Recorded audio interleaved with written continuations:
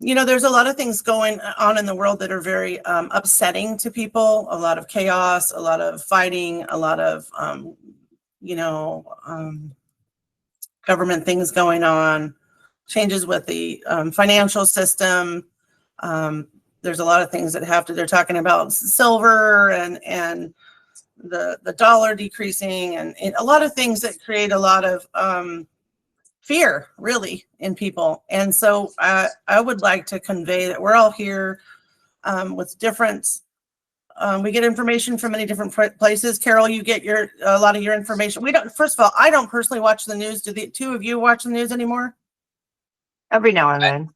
I haven't since before Christmas. Yeah. I just got to where, to me, it was just all fear-based and, every horrible thing you can think of. And very rarely was it anything that, the stories, the good stuff is pretty rare. And I think that in general kind of puts us in a state of fear. And when we're in a state of fear is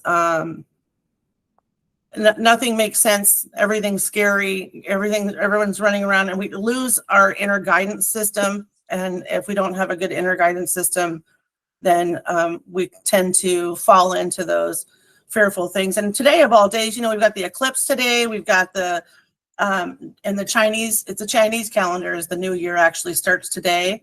It's a new moon as well, isn't it? I believe so. Yeah, so a lot of different stuff. It's actually in Chinese. Like we celebrate our New Year,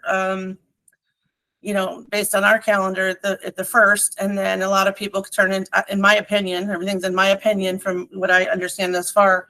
And then we think like, well, it's the new year, it's the first week of the new year, January, the first week in January, and we're like, nothing's any different, and so we kind of like lose sight of that and figure, screw it, it's the same old stuff. And then we miss the actual new year, which is before the solstice, just after the solstice, where things really start to get good. And actually we're moving today into the fire horse, where we were in the year of the snake, according to numerology,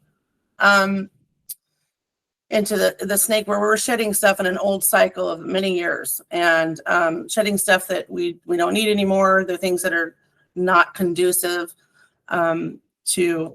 to our lives, really. And that can include people, friends, jobs, relations, in types of relationships, things that just no longer serve us. And so we were closing out that cycle, and this is the first official day of the fire horse, which is about movement and forward motion and new beginnings. So in a numerology year, for those of you who don't know, 2026, if you add 2026, it's a 10, and you can only have a one single digit. So it actually is a 1, which means new beginnings. And there's all kinds of other factors that play into that. If you don't believe in astrology or numerology, even quantum physics, even there's science-based stuff as well. So I think the main point here is just to say that, yes, there's a lot of crazy stuff going on. And the idea is to shake everything up so we can look at the situation and start asking questions, because there's so much chaos, and where do we fit in that, and to look around and say things seem like they're crumbling. And in my opinion, it's by design, so that we can start asking questions and start getting back to living the life that we actually want to live, and not under everybody else's, the powers that be under their reign. So do you guys have anything to interject on that?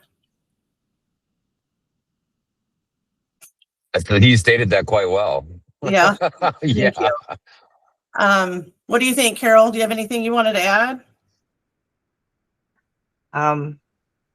Two things. It's always darkest before the dawn. Mm-hmm. And you cannot have order without chaos. And you can't have growth without discomfort. Right. And also, it's about shedding the light on, the dark dissipates when you shed light on it, right? So, yes, things seem scary. And so can I interject? Please do. When you said the dark dissipates when you shed light on it, mm-hmm. Very true statement. Mm-hmm. But it would help people to remember that the first thing that happens when you shed light on something is that it becomes a shadow. Right. which in our world of shadow work are the very things that stay hidden in our psyche, are things that we need to actually that need to be exposed so we can work through them, get down to the root of the issue, and find out why we behave certain ways, why we have those shadows, work through those shadows. A lot of them are traumas and fears and things that happened when we were a kid, and things that we just automatically move and not really understand why we do that. I wanted to share a story that just came up to me. I had a neighbor who, there was an argument going on, and I heard the child, about a 9-year-old child, was screaming. And normally I mind my own business, but this is a kid, right? And it was ongoing. So I ended up going down there and, just asking if there was something I could do to help. And the gentleman answers the door, and there's some sort of domestic thing going on involved drinking and that. And the child is upset because I think their parents are splitting. And so we talked about that a little bit. And then he had talked about how he'd been adopted and then it was just offering like another perspective. And I said, well, how cool, obviously when we worked through the big stuff of what was going on, I said, how cool that somebody who didn't have to, someone chose you, that your parents wanted. The way he explained it was that they were into drugs and that, and they didn't think they could provide for him. So, and that he kind of felt abandoned. And I said, that's one way of looking at it, but you can also look at it, and it's about perspective,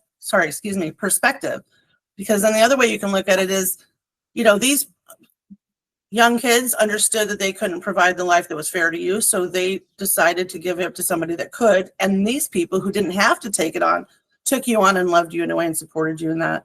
And so it's about, when we look at perspective, and it goes back to the way we're looking at the world right now, we can look at it as all chaos and fear and all that, or we can look at it as an opportunity to start looking for other ways for us to have the life that we want, and not to be stuck in that, just to be full circle on that, just changing our perspective on things. Did you have something to say to that, Carol? To what?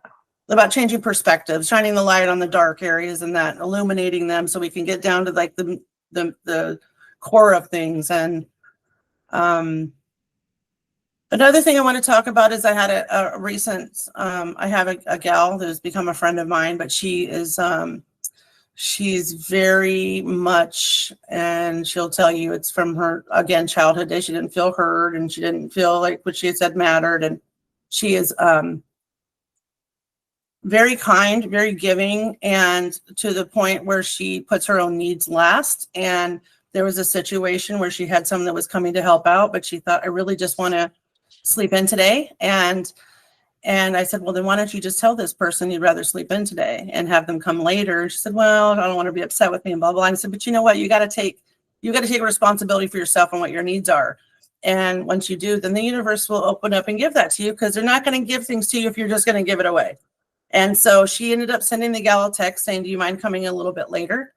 And the gal responded with, actually, I have a lot of things to do, and it'd be just easier for me if we just canceled today, which was even better for this gal because she didn't have to pay the help to come. So then that was a perfect example of what we had just talked about, where she took reign of her own sovereignty, things that she cared about, rather than worrying about what somebody else thought or how they would feel about it. And she spoke up for herself. And then actually not only was what she wanted given to her, even more than she expected. So that's another thing I wanted to kind of just throw out there about speaking up for ourselves, standing in our power, knowing who we are, and stop giving ourselves away to everybody, because then you just get trampled on. And then it's this whole like process that, then you're susceptible to allowing other people to kind of control your life. And it's time for us to stand up and control our own lives and take responsibility for that, and not allow everybody else to just decide how we do things. So anybody else have anything they want to add? Like stepping into our authority. That's a good one. We kind of talked about that. Yay, Mickey, right? It is stepping into our authority. A lot of people don't know what that means. So like even in any relationship, any ships, workmanship, friendship, relationships, kind of standing up for what we believe is right, and and not allowing other people to control those type of things. And if you're giving, that's one thing. But if you're constantly, I know a situation I just had recently where, oh, I'll give this to you, I'll give that to you. And then I'm thinking like, but where do I fit in that? And then you end up in this like routine and this habit of always giving of yourself until you almost have nothing left. And then what good are you to anybody? So it's just about empowerment, standing up for yourself. Because you can't come from a place of lack, right? Right. Right. And I think that we think we want to give to everybody else and we want to be kind and good people. And, but there comes a point where you kind of run out of steam and then you feel guilty because you're not able to give. Right. And then it starts this whole like downward spiral. And it's about, taking our power back and meeting our needs, choosing ourselves first. And all these things can be fixed once you move in that direction and you choose yourself first. It's not being selfish. It's just making your needs known and having expectations to meet those, that other people are just as responsible for meeting your needs as you feel responsible for meeting theirs. So, okay. Observation. So just for those, not reiterating it for you, Samantha, just for those who might see this, I am going through a process where I'm learning how to, or not, maybe not learning how to, but I'm learning how to become comfortable with not explaining things so much, not speaking up all the time. So therefore, I am staying a little bit more quiet than I normally would be. I'm waiting for questions to be asked directly to me, and then I'll speak up. But what I will say is that it's important to understand that we're in school. Okay, our life is a school. Our life here on earth is about being in the classroom. And in a good classroom, in a good school, they don't give you the answers. They make you work for them. If the teacher asks you some math question, what's 5 + 6? And you just say, I don't know. The teachers will help you to work it out, but the teacher's not going to give you the answer. So, the shadow work, the things going on in the world, all of it is just part of the process for us to do one thing. And I'm not going to give you the answer for that because you all know what it is. So the question that I would leave you two with and everybody else is, what is the one thing that we came here for to this earth school? To remember. Yes, what? Who we are. Exactly. And why is it important? Why is it important on Earth? I mean, why didn't we go to some other inhabited planet? Why did we choose Earth? Because it's one of the hardest to learn in. Yes. It's very dense. It's dense here. Right. And yeah. So if we go through these lessons and we learn these things and we remember who we are, what is the benefit in that? Why did we choose to come to such a hard school? For growth. Mm-hmm. Accelerated growth. This is accelerated class. Exactly. And, yeah, to come here and So learn. don't expect the classes to be like grade school. Don't expect the teacher to give you the answers. You are in an accelerated course. Mm-hmm. You are on one of the hardest planets to incarnate in. And most of that is because of I shouldn't say most, but a lot of it is because of our emotions and how they tend to rule us. Everything that we will experience in this life is to help us remember who we are at a much higher level. Mm-hmm. And our guidance system, who watches over us and helps us through all of this, They are not embodied in physical forms. They don't feel the sun on their face. They don't feel somebody kiss them. They don't feel the emotion of joy and happiness the way that we do. So when we have those experiences, they get to have it through us. They are living vicariously through our experiences as human beings on earth. Even our moments of frustration and anger. So that's our gift to them as they help us through all the stuff we're going through. But so that's the question, you know, everybody should answer it for themselves. Why am I here? What is the main purpose for me choosing to incarnate here? Yeah, and who am I? Not who am I to everybody else. Who am I? Who am I? Who am I? What do I want? When I want to live my life. When I first started my journey, back in the 80s, I sat down and I wrote a poem. I was outdoors in Wisconsin, and the title of the poem was, "Who Am I?" Back then, I did not know what I know now. Back in the 80s, it was a rare thing to be able to find a channeler or a tarot card reader or somebody who could help get you that information. It was a very rare thing. They were not abundant then like they are now. So my poem, "Who Am I?" was not written because somebody told me to write it, or, you know, it was higher guidance, but I didn't recognize it as higher guidance. I just wrote what I was feeling inside, which a lot of writers and poets will do, right? And I wrote, you know, I started with, I'm a woman with brown hair. I'm 30, however many years old I was. I have a boyfriend that blah, blah, blah. I'm somebody's daughter. I'm somebody's sister. I wrote all these external things about who I was and how people perceived me. And then I was able to get to what I felt inside. You know, a woman whose heart breaks easily, who feels the pains of the world, et cetera, et cetera. Did I get an absolute answer? No, I didn't.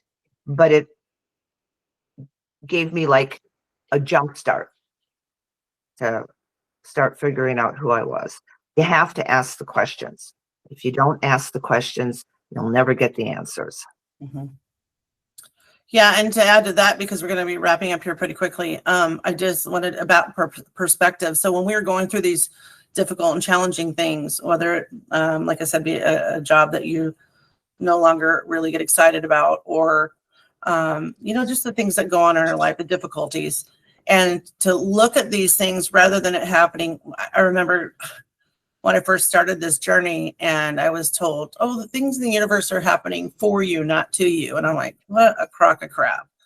But I understand differently now, and I can actually change my perspective and look at those, look at these things that are happening, like relationship issues. I mean, you name it, dealing with like financial issue, whatever it is looking at it, what is this trying to teach me? These are lessons, because I've said before, everything's a lesson or a blessing, and usually both. And if you can, this will give you a lot more peace and a lot more happiness, is if you stop looking at it as something is happening to you, and understand that it's helping you grow and teaching you how to, you know, teaching you something. So even if it's not something you desire, it is still teaching you something. And so if you can just change your perspective and look at it as, what is this teaching me? How can I be better? How can I be more, internalize this and understand more of who I am and what I'm expected to learn and how I can grow from this, rather than it just being a series of unpleasant events. Because we do go through trying times, not only individually, but collectively. And so just to find a little bit different perspective when you go through these challenges, that everything, you're always okay. You're always okay. You're always going to be okay. And you don't necessarily see it at the time or know how you're going to get through it, but we always do. And so just trying to change your perspective when you go through the difficult times, and just try to find some type of silver lining in that. And usually, in fact, 9 times out of 10, I look back and think, okay, I get it. That was something I would not have understood had my life not been disrupted and shaken up to where I could actually see things that I just wouldn't have seen before any other way. And so like Mickey had originally said, we find the most growth in our most difficult times. So just, whatever your faith base, whatever your belief system is, or, whatever that is, just know that, communicate with them, try to, keep some hope and some faith, and everything's going to be okay. We're always going to be okay. So just try to change your perspective on it. And when it's a collective thing, when there's a mass amount of people involved, we always end up coming together and unify. So this is another opportunity just to get unified and start building your own communities and helping each other to meet our needs. Because we're all at the end of the day, we're all here for each other and we're all connected. And so just with that, I just hope to give a little bit of solace, a little bit of peace with that. So did you all have anything that you wanted to add before we go? And this is kind of jumbled and fast track, but we wanted to get something out. So if anyone has anything else to add before we go? I think it was actually well played. Okay. Agreed. Okay. Well, Carol, Mickey, thank you guys. Sorry, it was a little bit discombobulated and that, but it's okay. That's life, things happen. So It's part of the process. Yes. And just, even if it doesn't, if it's discombobulated, just get it, do your thing, just be you. So thank you guys for being here as always. We'll see you next week. Same time, same place. And I really appreciate you guys. Appreciate you. All right. Well, you all take care. Love you guys. Bye, everyone. Thank you. Love you all. Bye. Run this together. We'll make it.